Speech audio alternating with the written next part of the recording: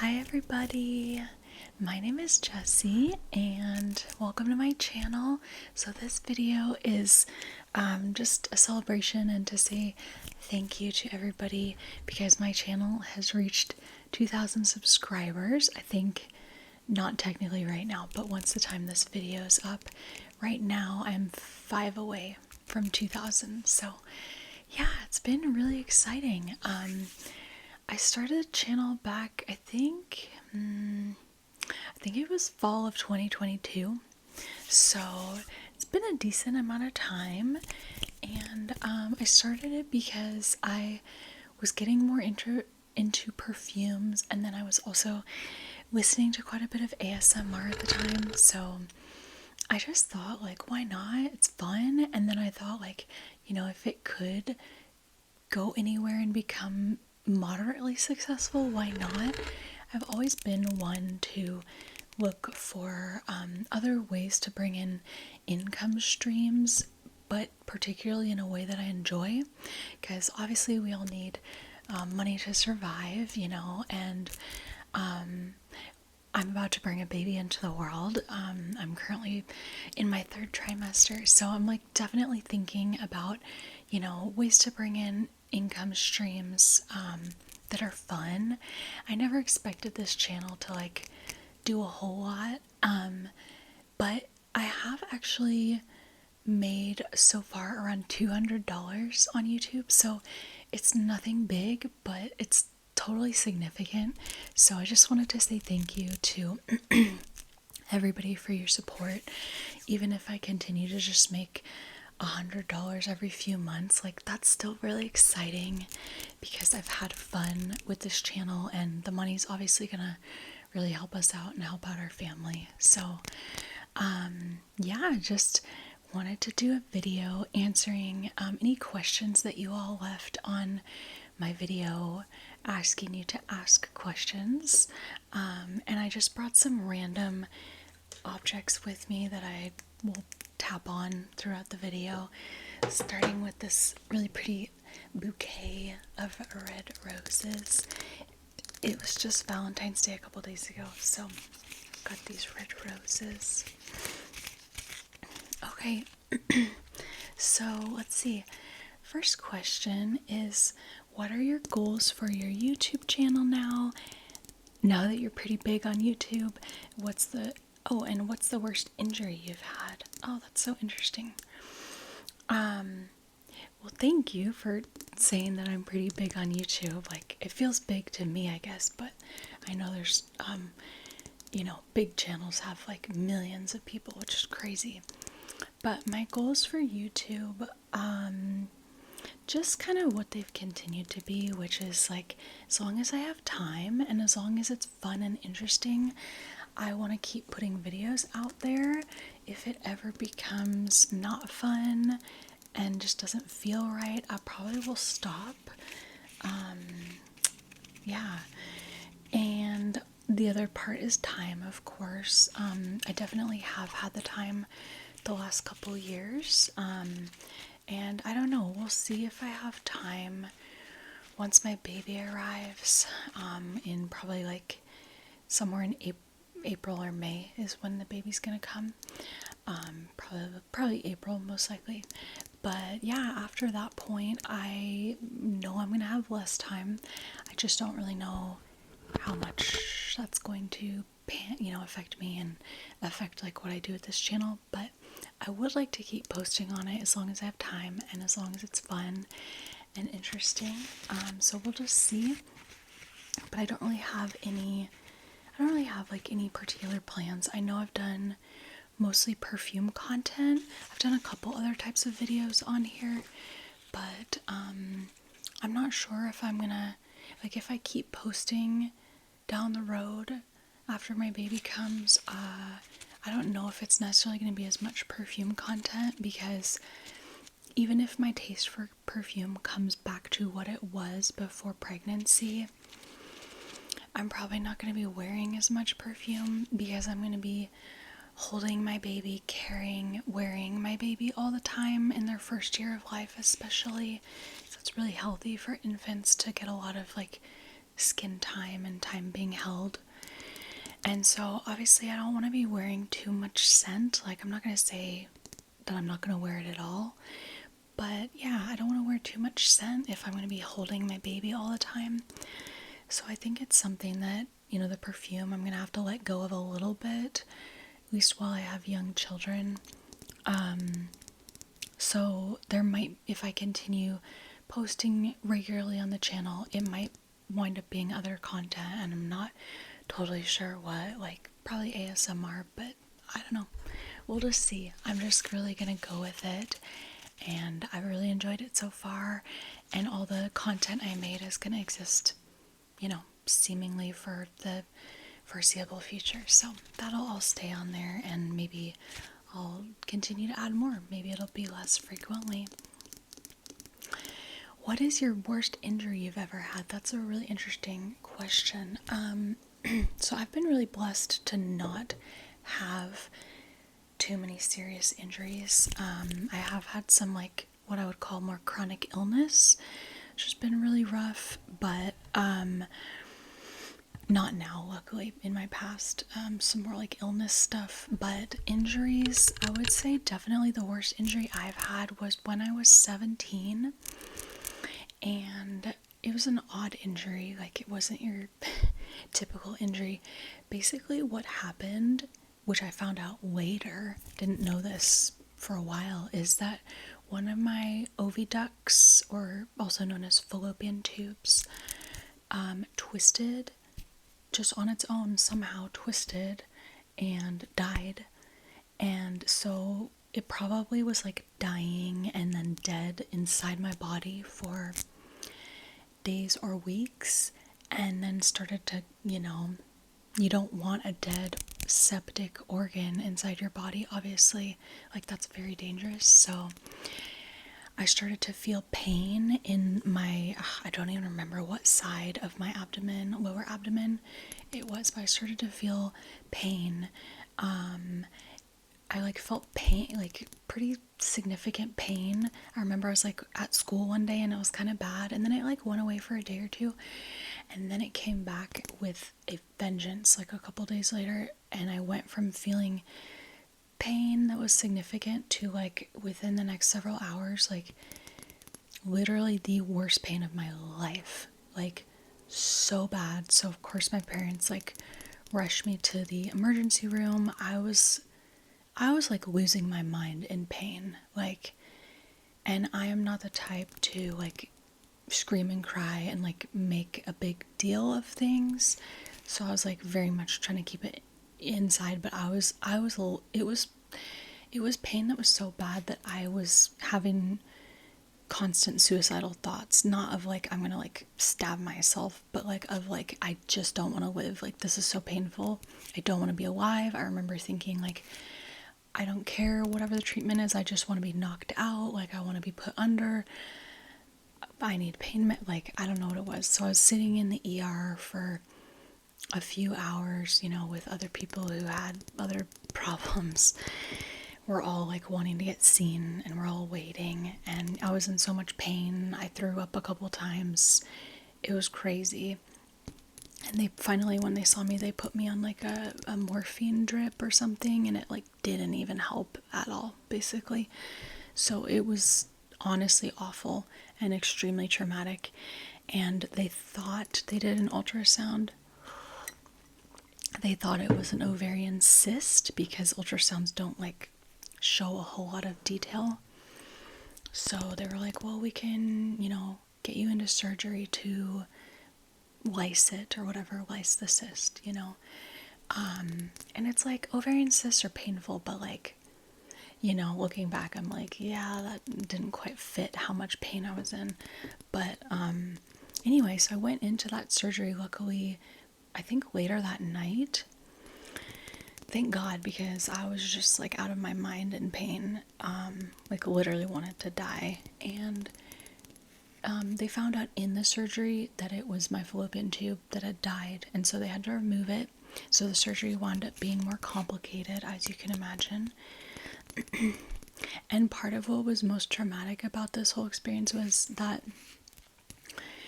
I was told all of this literally as I was waking up and coming to on the operating table, which, like, I know there's no ideal time to tell a patient big news, but I feel like I wish they had waited until I'd, like, gotten out of the operating room, gotten into normal clothes, and then, like, had a debrief with my parents or something.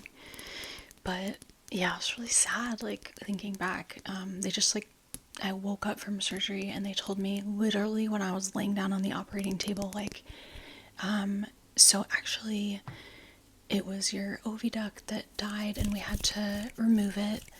And, you know, maybe I just had a bad reaction to that, but in my mind, and I was like totally out of it because of the anesthesia, I immediately was like, oh my God, does this mean I'm infertile? Or, you know, like, because they told me that they had to remove part of my reproductive organs, which in that moment was like made me extremely overwhelmed and upset. And they assured me right away, like, oh no, like, you still have the other tube, like, you can still conceive naturally in your future and all this. But it was just very traumatic for me. So not only was it like an injury, like a surgery that I had to recover from, but it was also just very traumatic. And I did not get, like, I did not heal from that trauma for years. Not until my adult years did I start to look back at that and be like, oh wow, that really affected me because I was in so much pain. So there's like the physical overwhelm of it, but then there was also the, like, waking up from surgery and thinking that I was gonna be, like, messed up. My fertility was gonna be messed up for life. And as it turns out, it does decrease your fertility to only have one oviduct. Like, statistically, you would say it makes it 50%, but I learned some really hopeful things. Like, the human body is so amazing. If you have the egg that is released on the side where the oviduct doesn't exist, I learned that the other tube can, like, come over and still pick up the egg. So I, like, learned a lot of really empowering things to help me not feel, like, so scared about my fertility as an adult. And as it turns out, my husband and I had, like, zero trouble conceiving our baby. It was literally the first time that we didn't use protection. So I, like, laugh looking back at, like, how much this affected me because it all worked out okay. But I think part of why it worked out okay is because I, like, really looked at it and worked on it and, like, yeah, just honored that part of myself. So that's a long answer to your question, but I really liked that question. This is a fun, I have, like, feel like I have, like, a heart theme today with, like, roses and this, but this is called a Hoya plant. Isn't it fun? It's kind of like a succulent and it's shaped like a heart.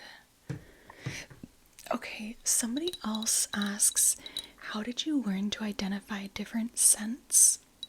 And honestly, I just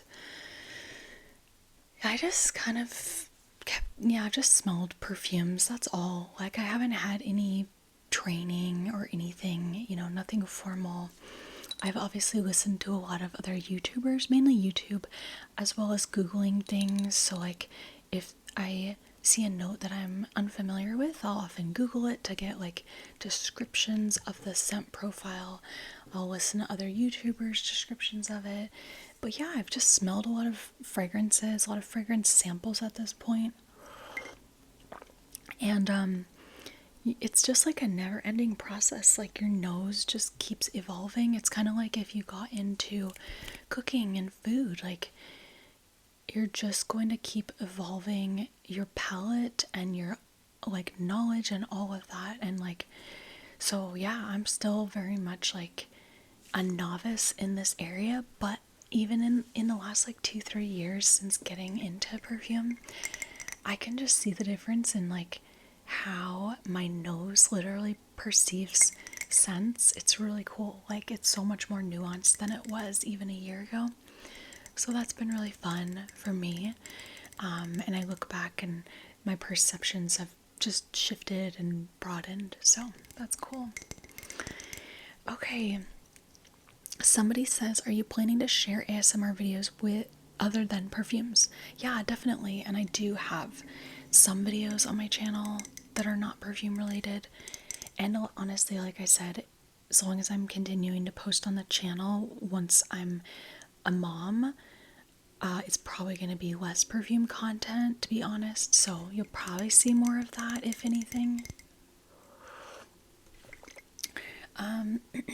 Somebody asks, how old are you? And they ask a few other questions. I'm not going to share my exact age, but I will say that I'm between 30 and 35. Or how about more specifically, I am between, I'll just leave it at that. So yeah, I'm like early to mid 30s. And this person also asks, have you had a chance to smell the Chloe Love Story Eau de Sensual? No, I've not smelled the Eau de Sensual flanker. I smelled Chloe Love Story, and I liked that. I was actually at the airport in Bali, Indonesia, just a week or so ago, and I sprayed that on me because I was smelling all the scents in the duty free. I was like, I want to choose one of these to actually spray on me, and it was Chloe Love Story. But I've not smelled the Eau de Sensual, so that would be interesting to smell. I really love Chloe scents. I don't think I've ever smelled a Chloe scent that I didn't like, so. Oh, they say it's a lovely powdery scent. I do like powdery scents typically. Then they also ask, which 3 perfumes would you say are safe blind buys? Well, honestly, I feel like a lot of the Chloe scents are safe blind buys, like the Chloe EDT or EDP, just the signature ones. Those are like kind of floral rose, but very fresh, very pretty. So I feel like those are safe blind buys. I'm looking at my collection. One that I've described as a safe blind buy before is Mont Blanc Signature. That one is it's like a slightly musky vanilla citrus. I think it has some florals in there too. It's just very like pretty, but kind of fun, a little sweet, but kind of girl next door-y. I just feel like, I don't know, it's just nice. I feel like, how could you not like it? And then, what else? It's another safe blind buy. Let me think.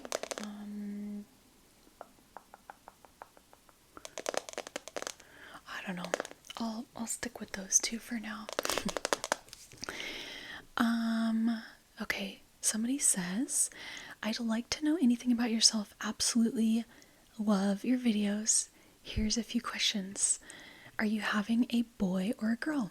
So we do not know the sex of our baby. My husband and I thought it would be fun to just leave it a surprise. And honestly, most of human history, that's how it had to be. So we don't know the gender of our baby, but my husband really thinks it's going to be a girl. I think he really wants it to be a girl. Both of us ideally would like to have a boy and a girl. We'll probably have 2 kids, but who knows, we might have 3, or we might have 1, you never know. But I think he just really wants a girl first. I don't care, but I would love to have a boy and a girl in the end. I kind of think it might be a boy, just like slightly more, but I honestly have no idea. I feel like I'm just saying that to like disagree with him. And when we were in Bali, a lot of strangers, or not strangers, but like people we were interacting with, in restaurants or the hotel we were staying at and stuff, would like notice that I was pregnant and ask me about it and ask if it was a boy or a girl, and we would say, we don't know, what do you think? And we found that like 2/3 of them thought it was a boy because of the like shape of my belly, the way that I was carrying the baby. So I don't know, we'll see if that is true, if the like sort of folklore of like the way that your belly looks actually does relate to gender. Okay, next question that this person asked is, what's your all-time favorite perfume? Can you pick one? I don't know that I can pick one. I can't, but I do have a top 10 perfume video up from probably 6 or so months ago, maybe 8 months ago, and I feel like that one's still fairly accurate. So those are some of my favorites. They also ask, how did you get into perfumes? I don't know. Honestly, I was like into perfumes when I was like 13. I had like a year-long phase where I was like really interested in perfumes when I was like 13. Then I totally forgot about them, never ever used them for years. And then literally just like 2021, I started getting into them again, and I started buying a bunch of samples, and I don't know, just got into them. Not sure why. And then they also ask, what is the first perfume that you bought? Oh, jeez, I don't know. I had some samples though. Like, I remember a sample of Clinique Happy, a sample of Jennifer Lopez Miami Glow, a sample of Dolce & Gabbana Light Blue, and I think it was like Miss Dior Cherie, but it was like the old discontinued version. So I remember all of those. They ask, do you have any social media that we can follow? No, I do not. I really don't do social media. I do have a Facebook, but I don't use it in that way. I just use it kind of like, I don't know, as a means to like go on Facebook groups mostly. That's pretty much it. And then I have an Instagram that I also don't use, except to like subscribe to other Instagrammers. And I don't plan on starting any social media. It's just not really, it's just too stressful for me, to be honest. I don't know. Yeah, I have not been, like a, I don't want to say popular, but like I've not been a super socially successful person through my adult life. So I've always had friends, but like I've really struggled socially, to be honest, because I have had a lot of pretty significant mental health issues that I've had to work through as an adult that stemmed from my childhood and teen years. And maybe some of you can relate that when you're carrying so much baggage, it makes it really hard to be successful in relationships. And like when you're depressed and you're dealing with substance abuse and you just have an awful relationship with yourself and all of this, it's like really hard to do well socially. So I think I've never really gotten that into social media because it gives me anxiety, and I haven't felt like I have like a huge amount of friends. And so I think for people who like feel really good socially, I could see where social media might feel better, because it's just a way that you like, it's just a reflection of your actual life and you kind of update it, you know. So I don't know, that's like my husband. He's always been very blessed socially, and so he just uses social media to like just kind of like post on important things that happen, like our honeymoon, or you know, when we have our baby, and you know, gets a lot of positive reinforcement through it. But I don't really do that myself. Okay, yeah, and then next person says, what is your normal full-time job? I'm not gonna specifically identify that either, but I do work in healthcare. Yeah, I work in healthcare-ish, I would say, and I work from home. So I just am able to work remotely. I have a home office. So yeah, I really do love my job. I'm self-employed. So yeah, I'm self-employed working from home. It's really great. I love it a lot. It's very fulfilling for me. It'll probably always be something that I do, but I might, as the years go on, do other jobs too. Like, I mean, even YouTube. Like, if I can continue to make a little side income from YouTube, and if that grows, like, that's awesome. You know, I'm just open to other ways of making money that are fulfilling for me. They ask, what do you like to do outside of work? I'm pretty like, I don't want to say boring, because I don't think I'm boring. I think I'm a very interesting person, but I'm pretty like responsible. Like, I'm pretty like adult in the sense that I always put my energy first towards like the things that need to be done.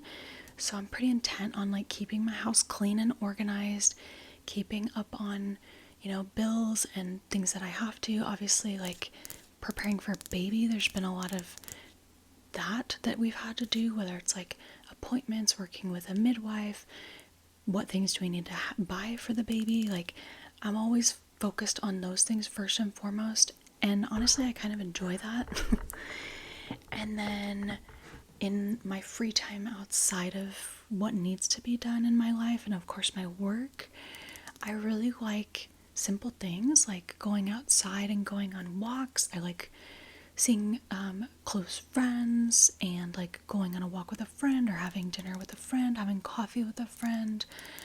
I watch quite a bit of YouTube and also listen to like audiobooks and podcast type content. I'm very, very, like, my biggest interest, I would say, which I guess you could call this a hobby, is just like anything in the realm of like self-growth, health, wellness, like holistic wellness and well-being. So I listen to all sorts of content around that. More so things in the like psychology, relational, spiritual realm, but also things like nutrition or, just I like understanding like what makes a human thrive, like sunlight, fresh air, being connected to the earth, like being connected to your emotions. Like, so that's my biggest hobby, and so I feel like I consume a lot of content online through in that realm. And then what else are my hobbies? I mean, I don't know, honestly. Like, I like painting my nails. Sometimes I am a little crafty with things. Like, I might make like a body product or something.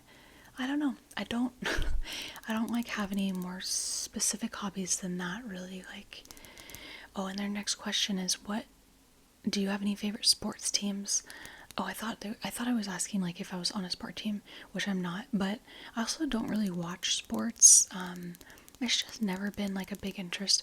My husband does. He watches football, but he's less interested now that Tom Brady is not playing. And he also keeps up to some degree with soccer, and he plays a little bit of like just like recreational soccer himself. So he's definitely more into sports than I am.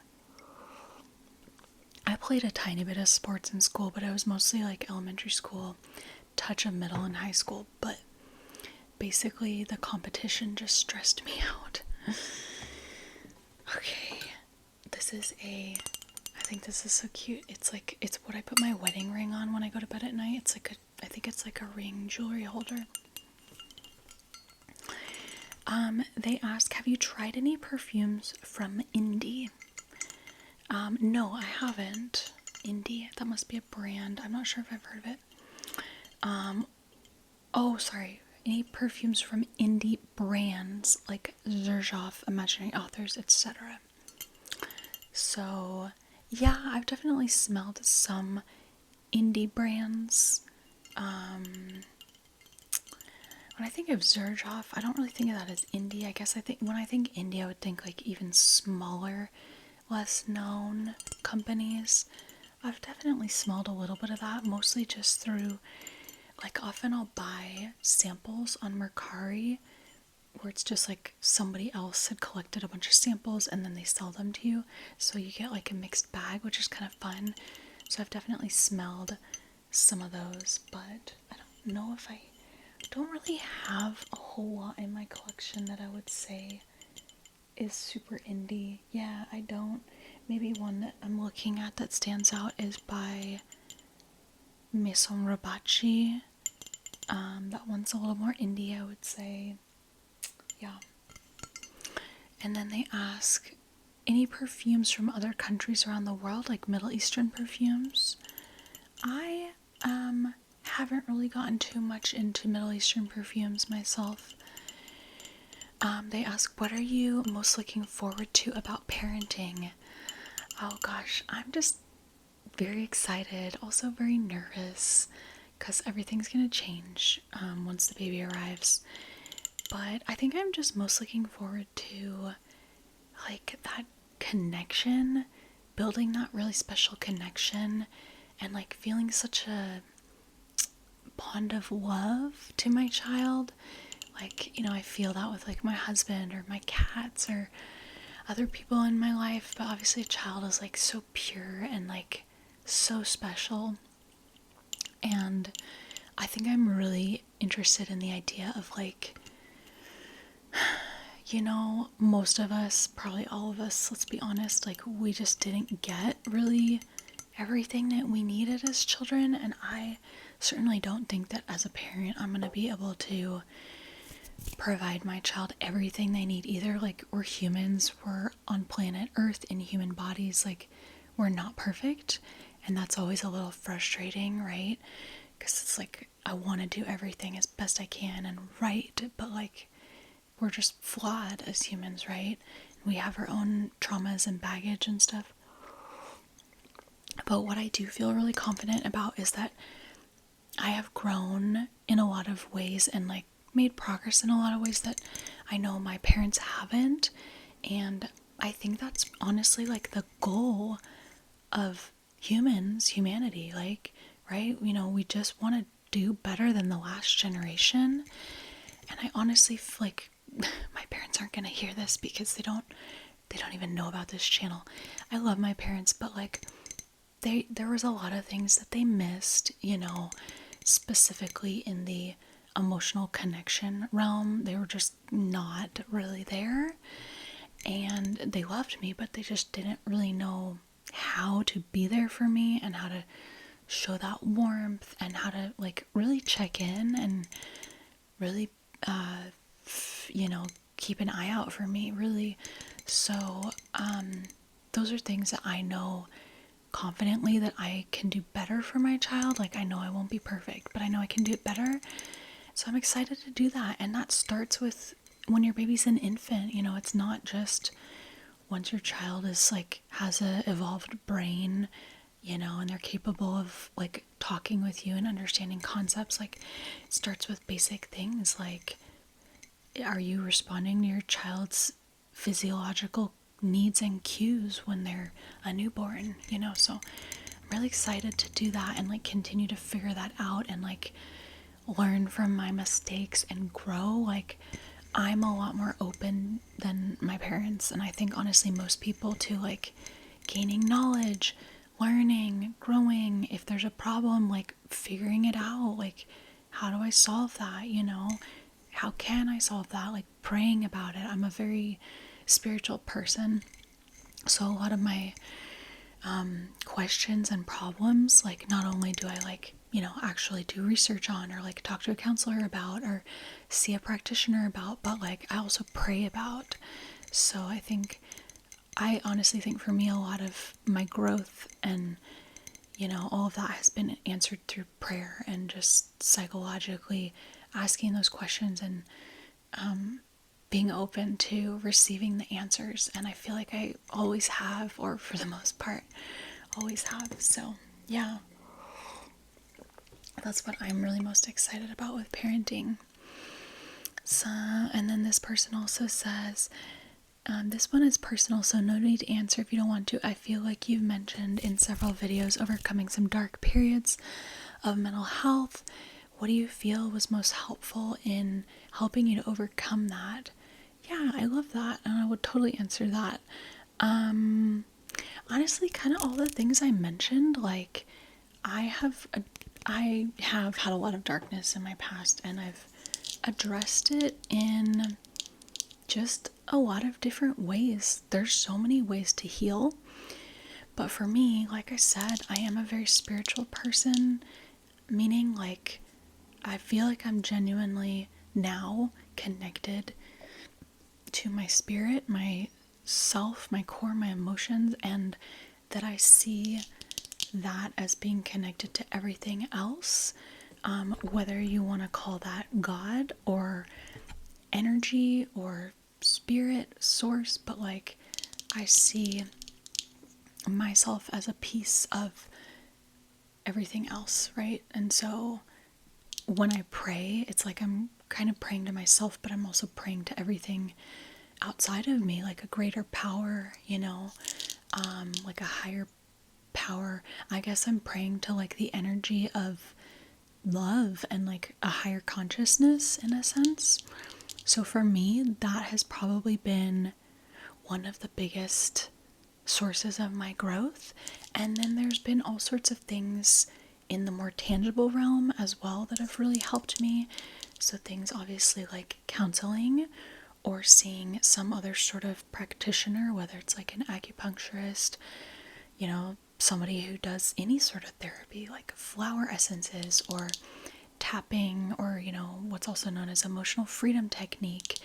Or I've seen a sound healing practitioner who did like tuning forks with me. I've seen, I don't know what to call them, spiritual practitioners who just work on the energy realm, and I talk to them about whatever I'm struggling with and they somehow help me release it. I don't even know what they're doing, but that's always helped.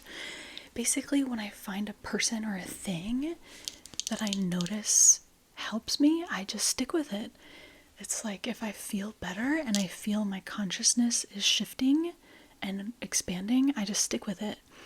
And if you know, like, sometimes you just know. You're like, whatever I just did, it shifted something, it released something, and I don't feel like the same me that I did yesterday. Speaking of therapies, I've done therapy called lifespan integration therapy that really created some big shifts in my nervous system.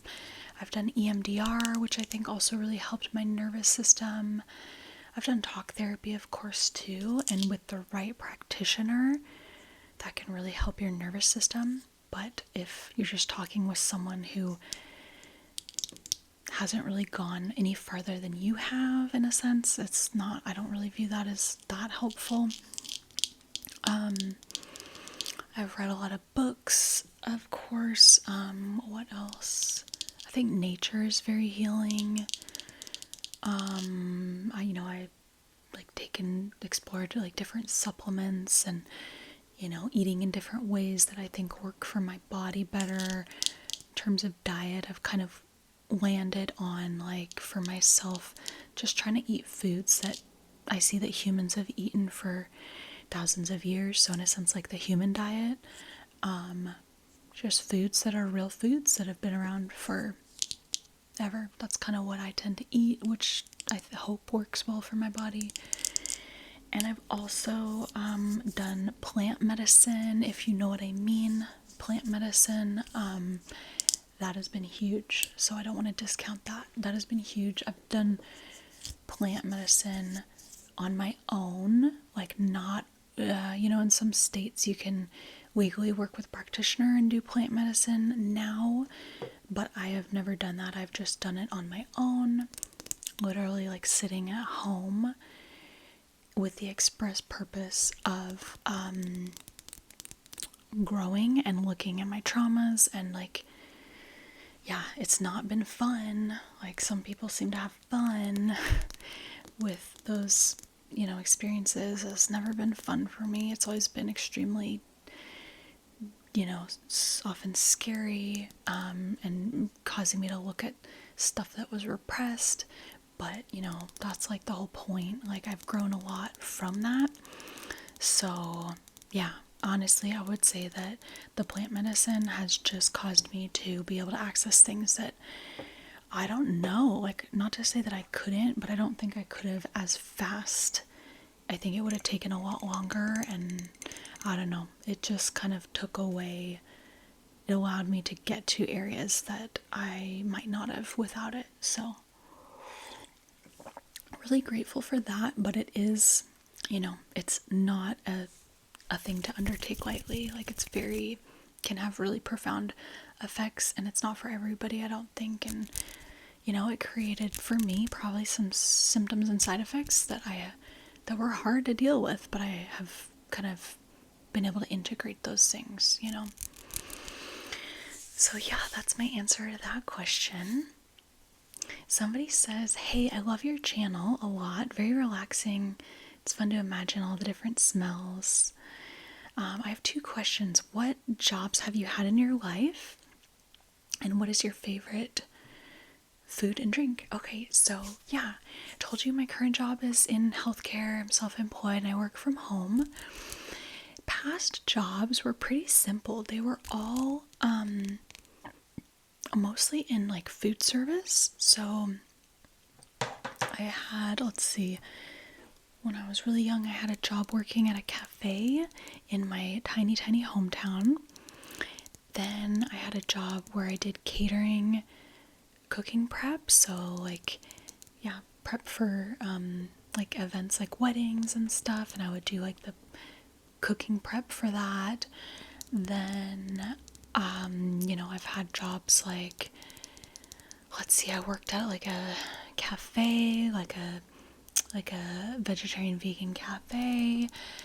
I worked at Whole Foods, specifically in the coffee bar, but also doing a little bit of like other grocery type stuff. So yeah, I baristaed for a few years and I really liked that. When I was in graduate school, I had a serving job where I served food at a Italian pizzeria, so I really liked that. I mean, looking back, like, it was very stressful, but I liked it to some degree. I honestly think that was like pretty much all in the way of jobs that I had. So yeah, it was really mostly like service jobs, which are kind of stressful, to be honest. Yeah. But I feel like everybody can benefit from working a service job because, then when you see other people working service jobs, when maybe one day you aren't working a service job, you have more empathy and understanding. And yeah, there's just, we have so many people who work service jobs of various sorts, taking care of us. And so those people obviously deserve a lot of empathy. And then what is my favorite food and drink? Oh, jeez, I don't know. I feel like I might need to just say grilled cheese because I love grilled cheese. It's like my favorite snack. I love cheese and I love a good sourdough bread. Like, we pretty much mostly just buy sourdough bread. The main reason is that, and when I say sourdough, I mean like a bread that does not have yeast added to it, and so it has been naturally fermented with what's called a sourdough starter. That's how bread used to be made for thousands of years, before like modern yeasts were made that can like cause a bread to rise in just a matter of hours. And the reason that we try to do sourdough, natural sourdough, is because it seems like there's evidence that that's healthier in that the longer process of breaking down the glutens and whatever is in the bread and causing it to rise slowly makes it more digestible for humans, and breaks down things like lectins and other things like that better. So anyway, it's a more traditional method of bread making. So you can find sourdough breads. They're often the ones that look like more like artisan loaves, and so I love like a loaf of bread like that. I'll put it in the frying pan, fry it with some butter, and put like a nice cheddar cheese on it or something. And let's be honest, like, bread and cheese are so good. They're so good. And I'm not saying they're like the healthiest foods necessarily, but I'm not anti-bread and cheese, but they're so good. So yeah, that might be my favorite food. And favorite drink? I don't know. I grew up not drinking drinks really. Like, in my family, we just drink water, pretty much. But I like tea. Oh, you know what? I'll just have to say coffee, decaf coffee. I drink decaf coffee every day with heavy cream. So decaf coffee, heavy cream, little bit of stevia. That's my favorite drink. Okay, somebody says, have you tried the black opium eau de parfum over red? No, I haven't even heard of that, so I haven't. Might try it if I can smell it like in a store. And then they say, what are other interests or hobbies that you have outside of perfume collecting? I definitely answered that one already, so I'll just leave it at that. Somebody says, hello from Scotland. What is your first ever perfume that you bought? I did answer that one. I'm not sure, but I had some ones that I got when I was like 13. Yeah, so did answer that question. And then lastly, greetings from Sweden, but there's no specific question there. So that was all the questions that I got on my video. So thank you all for those who asked any questions, and yeah, just thank you all for supporting my channel as it has continued to gradually grow. It's exciting and fun, and yeah, we'll just see where it goes in the future. Okay, everybody, I'm sending you peace, love, harmony, and beauty. And I'll catch you all again soon. Okay, bye.